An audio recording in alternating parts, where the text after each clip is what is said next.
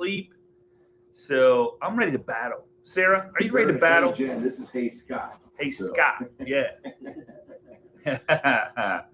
Sarah Layton. Oh my God. I'm so excited to have you on the show today. You are amazing. Always have loved your content creation.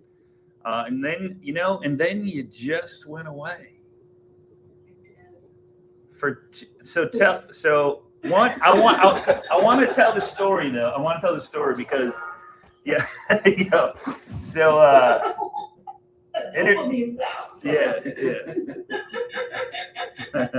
introduce yourself first and foremost. Tell us where you're at, and I want to share with people what you did and what you're doing now because I think it's and I call it the AI battle because you said I'm gonna let all you guys go do whatever you want to do with AI, and then I'll come back and take back over. That was kind of your words, right? Yeah. Jamie Miller would appreciate that little sentiment there. So, yeah. No, thank you so much. First of all, Scott, shit, it's been we're going on almost 10 years now. I know. Aside from a little break, so thank you so much. You've actually been really instrumental in my career, and I'm super, super grateful. I've had amazing doors open as a result of getting to collab with you over the years, and I can't say enough good things about working with you. Thank you. It's been fun. It's been fun to say the least. Grateful to be back. Yeah. I love it. Wait, I think you have something, Devin. I think you have something. Yeah.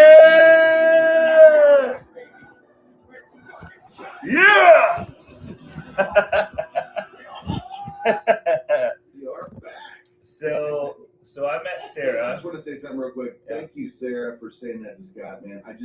We don't tell him enough, right? How much and I think there's so many people out there in this world that he's touched and helped grow, and he deserves to hear that more often. So I appreciate you coming on straight out and starting just coming in hot, right? So I appreciate you for that. Yeah. Well, thank you. I really think you got to give people their flowers, So I love it. I love flowers. Into that. I love a full circle moment, kind of. It is truly a full circle moment. Yeah. So I hired Sarah way back when. And so she was I met her, and I'm not a writer by any means, and I try not to do any writing whatsoever. And AI was a blessing to me for that reason, just because it helped me to actually learn how to write, I will say. But Sarah, tell your story. Why did you go away for 2 years? Okay, so I'm gonna go a little further back. So yeah, in the first half of my 20s, I was working in all types of real estate jobs, whether it was for a title company, for agents, real estate attorneys, all that kind of good stuff. And what I didn't quite realize is that I was studying the industry and how the sausage gets made from the inside out. And then in 2016, that entrepreneurial bug that's always been in me was I can't do this W2 thing anymore. And so I decided to invent the notion of being a freelance real estate content writer, because I knew that the other content writers that were out there right then, didn't understand the nuances, the law, all of that kind of stuff. So I launched a Wix website at 4 a.m. And that was never supposed to work. And then the phone started ringing 3 hours later with a client. I was in Florida at the time, first client coming out of Seattle, where I happen to be now, for $6,000, and it was off to the races from there. I was like, oh shit, one blog post? What? Wow. This really works. Okay, so crazy. So I went into the business planning for it to fail, and when it succeeded, by 2021, I was so burned out. And what don't realize is that AI existed way before the mainstream of ChatGPT, and we used to have things in our freelance writing world known as article spinners, which were much more rudimentary like people would go and take an article from a website and put it into this article spinner, and it would like regurgitate the thoughts, but usually what it spit out was gibberish for the most part. So I've been dealing with this battle for a lot longer, but the writing was on the wall. I knew from studying like mass behavior and you know, the way that people move through time and different patterns and all of that kind of stuff, that everyone was going down the AI rabbit hole, and there was no fighting that everyone believed and was going to believe for at least a couple of years that they could let ChatGPT write all their content and that artists were obsolete and all of this kind of stuff. So while they went to do that, I said, okay, I'm burned out and I'm hating the business that once was like my baby and my everything. I mean, hated it. So I burned it to the ground. And you did. Yeah. We sold our house, bought a travel trailer. I love it. I gave up everything. Wow. You really burned it. And we hit like, I think 33 states in the first year. Wow. Wow. Just checking out. And the whole time I spent the last 5 years now, really putting my energy and focus into going deep into behavioral psychology, behavioral patterns, and understanding the real psychological reasons behind why would somebody spend, say, $30,000 on a marketing package with me and then not do anything with it? That shit was nuts. So why? Why would you invest all of this and then still fall down? I had to understand. I had to be able to come back with real solutions that I knew were more mindset based and emotionally based, that, you know, no marketing budget in the world can correct. Wow. Okay. All right. I went to town on that, and I started working and networking with therapists and all kinds of different therapists, even from like around the world, and consulting with them, and started developing product lines of tools for, say, like I have a whole line of coaching scripts that are specific for brokers or real estate coaches or anyone trying to coach up real estate agents to get out of their own way. They've signed off by therapists and help you to guide someone through the actual framework they need to get over the mindset issues so they can get back to being productive and standing in their power. Love it. Unbelievable. So the psychology piece had to be intriguing for you, to say the least. Oh, yeah. Well, yeah. For me, you know, I knew, like, listen, I knew that coming full circle through this AI thing, like where we finally are getting now, where AI slop is the biggest term of the year. People hate it. They know how to detect it, and they turn it off and they tune out, and they no longer trust you once they see it, or they unfollow immediately. So I knew that for me competitively, I needed to lean hard and heavy into my storytelling skills, right? I really needed to refine and level those up. And what is at the core of every good story? A relatable character. How do you create relatable characters? You understand the archetypes that drive every single human being on this planet, so that you can talk to them about them as if you are them, and get them to be like, oh, you get it. And that's where the conversations really start to happen. Unbelievable. So would you say what you just said right there was one of your biggest aha moments, like when you learned the psychology piece when it comes to real estate and mortgage business? Or what was the irreplaceable? Because I used to go banana pants crazy trying to understand like why one client would take something that, you know, they spent $1,000 on and be 30 times more successful than somebody that was spending 10x the price and would do nothing. Like I couldn't live with that. And I also am not someone that's primarily financially motivated. I got into the business. I chose to do this for real estate because it's the second highest rate of depression in all of the Wow. industries, like Wow. just under air traffic controllers and stuff. Wow. So, and I lost my sister to suicide Oh, so about sorry. 15 years ago after she couldn't make her spirituality business and her yoga business work. And so for me, understanding the realities and the intensity of like what it means to own your own business, and especially when you have a spouse or a family depending on you and the income from that business, the pressures and like what all of that really means behind lead gen and like all of this superficial stuff that we talk about. You know, if you don't have this stuff figured out, none of the rest is going to matter. So, man, you just went deep on me like that. That's no, and it's a good thing because I think a lot of us have been through it, are going through it. People that I talk to, you know, Devin talks to, Coach Rich talks to, like we're all trying to always, no matter what age, no matter where you're at in your career, you're always trying to figure it out, you know, and what's next and why am I here and am I worthy?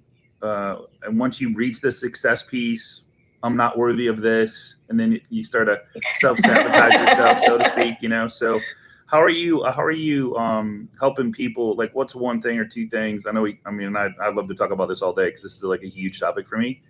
What's one or two things you see that you're doing to help people from the psychology piece of, man, I just want happiness or I want peace, or like, what is it that people are searching for and how do we get there?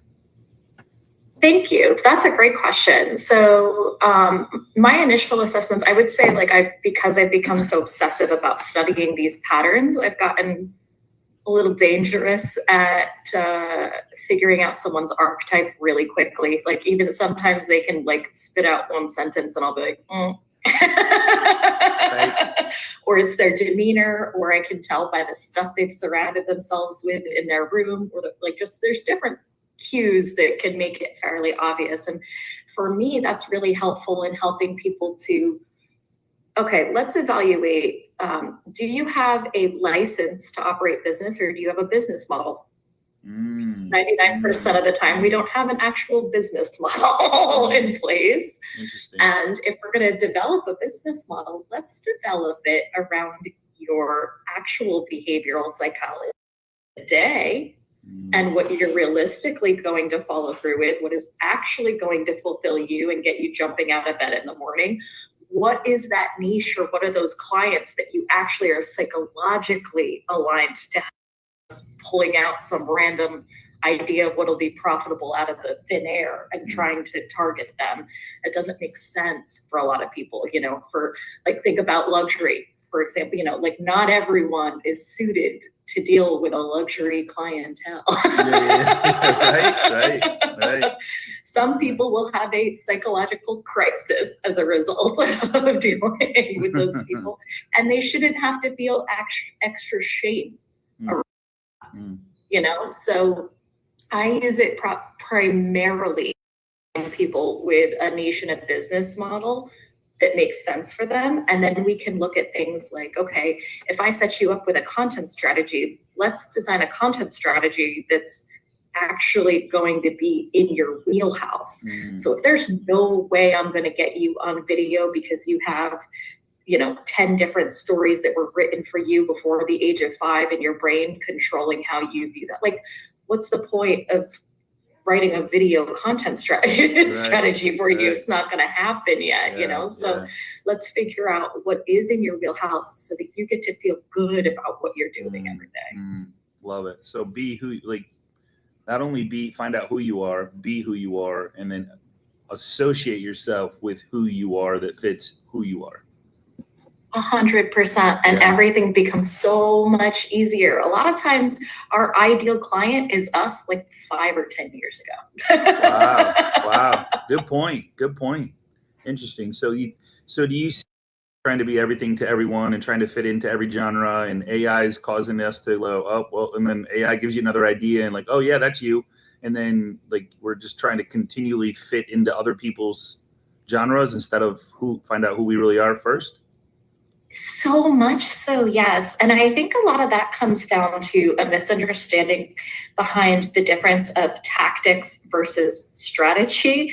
Strategies are made up of tactics that are lined up in an order. And what happens is, I think, we get scrolling on social media, or we talk to somebody at a networking event and they said, oh, I sent out these mailers and it worked, or I did this thing, which was a tactic, and it worked for me. And so then we start trying to take all these different things and push our square peg into various different shaped holes that are not square. And sometimes they work, but a lot of times they don't. And then that negative feedback usually gets internalized in a way that only amplifies the scarcity mindset that caused us to go after somebody else's random tactic in the first place. So that is the behavioral pattern. And yeah, we end up being nothing. I got a quick question. So how do you help people dial into their identity to understand who that target avatar would be? Great question. I do what every great coach does, is I questions. Amen. Yes. Yeah, and like I said, most people have, like, the archetypes have shared strengths, weaknesses, things that they will complain about, and things like that. So it starts to become pretty obvious. Sarah, why is it that we try to be something that we're not to impress somebody that really doesn't care? And Gary Vee talks about this all the time. Yeah. He's like, we try to be someone that I'm we're not, so to try to happy. impress somebody that doesn't give a shit, Yeah, I'm so happy that his content has really gone in that direction lately. It like fills my heart. I'm so pumped. It comes down to the same thing, he keeps driving, which is self-esteem. One of my favorite things that he ever said, which was like a random bit, some woman asked, like, everything is so dangerous and so scary out there with the internet right now. Like, how do I protect my 13-year-old daughter? And he goes, self-esteem. 100% correct. 100% correct.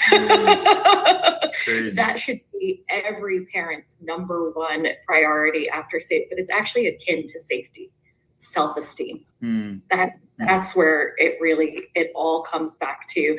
And when we look at content creation, some of the most common points of resistance that come up are things like perfectionism, imposter syndrome, fear of visibility, and all of these kinds of things, which are usually rooted back to, again, early childhood stories that were implanted by our parents unwittingly. But little things like maybe a child decides at 4 years old or 5 years old that they are really into Batman. So they just are enough. Everything is Batman this and Batman that and Batman this and Batman that. And I want Batman. And so mom and dad go out and they buy a whole bunch of Batman stuff for Christmas. But 6 weeks have passed. And by the time Christmas rolls around, now we're on to Spider-Man. But mom and dad didn't have a lot of money. And that was like kind of all the money they had for Batman. So the story that starts coming out is, you never commit to anything. You never stick to anything. I'm not getting you this thing because you don't. And these are the kinds of stories that start rewiring a child's brain to believe that they're not capable of making decisions, that they're not good.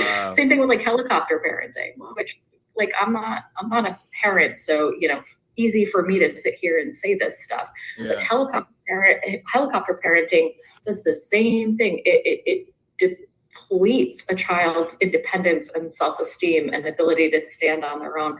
Same thing if I grew up in a household of addiction. So that every time a parent reaches for their substance, it takes away from the child's self-esteem, because the child internalizes that every single sip or pill or whatever the thing is, oh, I'm not good enough for their attention, or I'm stressing them out and they need that thing, or a child doesn't know how to not make it about them in that way. And so all these little things are writing a narrative in the back of our brain that causes us to set up the same situations over and over and over again in our lives.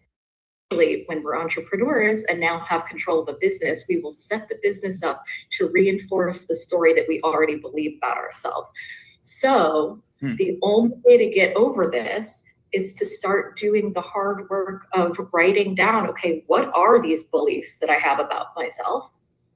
Let's look at them on paper, black and white, right in front of us. And then let's literally right next to that sentence, start to rewrite it. And then we can go into cognitive behavioral therapy practices around, learning to identify when those thoughts pop up without shaming or guilting ourselves, and rewriting them and learning to believe and adopt these new stories about ourselves so that we can get rid of the old ones. But it takes real work. And time, right? I mean, it just isn't, you're just not going to write it and then rewrite the story and be like, oh, I'm fixed. It's practicing and living those new narratives that you're writing. So is this why everyone's trying to recreate themselves with AI to hide behind the narrative that they're writing about themselves for real? Is that what's happening here? I do think there is a certain amount of I think it does play into that fear of visibility a little bit. I think there are a lot of people that, had stories in their head about like that they're not a good writer, or that they don't have anything interesting to say, or if they do, that like they're not going to say it right or say it good enough. So let's let AI do it. Like just the same way, like when we all kind of came online, you remember AIM? Back in the day, when we were all the original keyboard warriors, like, I think we all kind of experienced that in real time for the first time of like, oh, it's a lot easier to interact through the keyboard and the screen, but like the AI seems to add like a whole other layer of removal there that I think does instill another actually dangerous sense of confidence. Is it because like we always used to say, and I've said, there's very famous people that when they go on stage they have an alter ego. My God, is AI allowing people to have an alter ego that is really like, or they're searching for or trying to recreate this alter ego to like, you know what I mean? I mean, that's kind of like some of them absolutely are. Some of them absolutely are. You just touched on such a valuable point and insight there. Especially like even with the avatars and stuff. And I think I see women doing it even more because there's so much pressure on us. Like when I do these like workshops and stuff in person, the amount of women that firmly believe that if they don't have their hair perfect and all their makeup on and they're completely in Chanel or whatever the thing is, that no one's even going to listen to a word they have to say. That the very second they see them, they're going to write them off. So there's something about being able to create these AI avatars and different things like that I think does create an extra little like something to hide behind. And maybe it starts as something empowering, but over time it creates cognitive dissonance that will ultimately undermine your confidence more and more and more and more. Well, it's like trying to it's like you're acting all the time, and then when you actually physically meet somebody, you're like, who the hell am I? This is not who I think I or thought I knew and have seen on social or what, you know what I mean? Like that's a scary situation. Absolutely, yeah. It creates so this is a great example of playing to lose, right? Just like I was in the beginning of my business. Like there's you hit on the underlying scarcity that's existing right there, right? Because they're believing like, oh, I'm just going to use this AI like bot or that, to write my content or be my face or, be on the video for me because it's going to be clean and polished and like all of these different things that they always want to be polished. Polished is the enemy of profit in interest media. So, I heard that. Polished is the enemy of profit. The enemy of profit. Dude, that was deep. by Sarah Layton. I leave spelling errors on my website and On in purpose. my content on purpose. It's Wow. more human, it's more relatable, and it signals to the bots scanning for SEO that it was a real human that wrote it. Whoa. So, Jamie Miller, you still there? What do you think about that, bud? that was some powerful. Can you hear? Yeah. You know, I actually, funny enough, to go to Sarah's point, and I didn't even realize, I had someone send me a snapshot where they took a photo of me speaking, and the slide where I teach about the most powerful word, believe, instead of saying who's, WHO''S, it says WHOSE, and it's been like that for over 7 years now, and I don't care. Yeah, all right, that's and awesome. I'm loving this. Sarah, you're awesome. Love it. Like guys, she's giving you definitely some amazing keys. The only addition I'll say is, if you heard her correctly, she said she asked questions of people to know what they're about. All right. My teaching is, one, ask yourself those kind of questions. Amazing.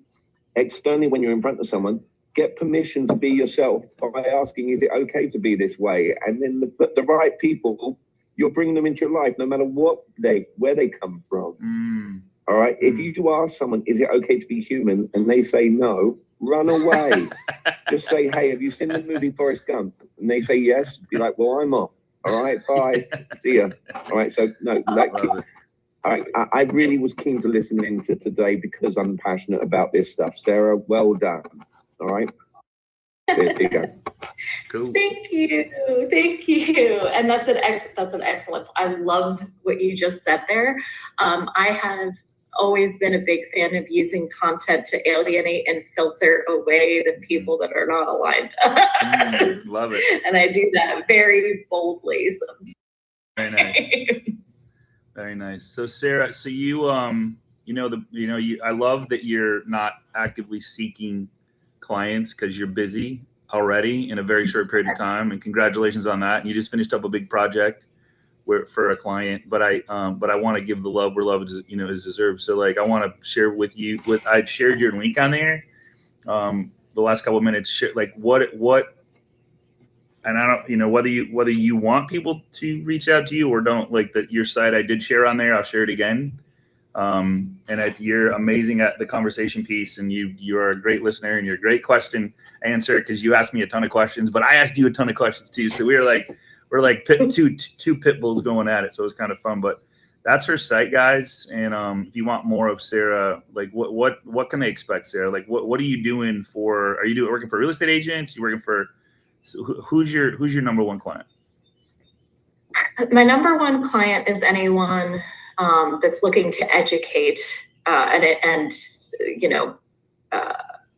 train pretty much an audience. I'm leaning more into speaking gigs and workshops and things like that this year, because working one-to-one really limits me. So I'm being very, very, very careful, and I'm only taking like maybe 2-3 clients a month at a time for like VIP days or different one-off projects and things like that. So you can certainly please like hop on a free discovery call with me.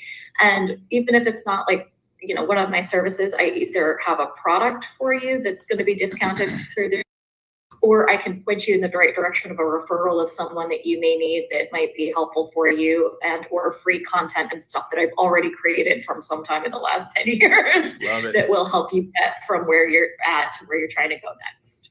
So are you in love with what's happening from your position because of what you know? That you don't even have to say anything. You don't even have to say anything. Like, you're like, the farther this goes, the better I'm gonna do. Like, because it's separating me so far from reality. Yeah. The premium for real artists is definitely going up. Yeah. I love it. So yeah, thank you, AI. Thank you, AI. And I always said, and I'm guilty. I'll say that, man, writers are done, but you've 1,000% changed my mind. And you just created a different perspective, a whole different perspective. And Jamie says it all the time: be human, do human things. and and you've second that, third that, and fourth that. So I'm very, very, very appreciative of you and what you've done and how you've taken the 2 years to better your knowledge in regards to psychology. It's very impressive, very impressive. Thank you. No, thank you. This is a lot of fun. I wish I could do this every day. Sarah, you're welcome. You're welcome back. You're welcome back anytime. Like, hey, get me back on, whatever. I love this conversation. I think everybody needs this conversation at different times in their life, depending on where they're at, where they're going, and then different times after that. So whether you're just getting started or you're progressing, you got an amazing, thriving business. There's psychology behind all of it, and so there's definitely a need for what you're doing. So please don't give up on us, and keep learning. I'm back. I'm here to stay, guys. All right. Although we might meet up at some campsite someday, so I will say that. I think we might. That's definitely in my future. So, all right. Any questions for Sarah before we head out? Let's see. I have to go. All right, cool. Jamie Miller, take care. But so Devin, dude, is she amazing or what, man? Just reality check, right? Be yourself. Big time. Just be yourself, and I think, Scott, you and I talk about that here all the time. Mm-hmm. Speak to the consumers that you speak to, that you want to speak to, Mm-hmm. And 100%. I think a lot of people need to hear your message today, Sarah. People get trapped in their head, and they get stuck in those thoughts and those beliefs that they're not good enough and that they're not enough, that they have to be somebody that they're not. And that's just not true, So much amazing stuff just today. I feel like this is the perfect time to help people realize that we don't need AI to be who we are, and who people want. They want us. And this is where we talk about the trust recession that we're in right now. We're in a trust recession. People don't trust people right now. And this is why, so be yourself. Wow. Good stuff, man. Good stuff. Sarah, thank you so much. You're in California. You got up early. Seattle, I should say. I say California, Seattle. So I might have to come and visit you if you get a place out there. So let me know, and that'd be awesome. Love it out there. Love it. All right. We'll put a content house together. Dude, content house. I love it. Let's do it. All right. I love it. All right. Thank you so much, Sarah. Appreciate you. As always, I'm glad we reconnected. Devin, what we taking out? What we going out with? Well, I think thank you. I love it. Thank you so much, right? Thank you all. Thank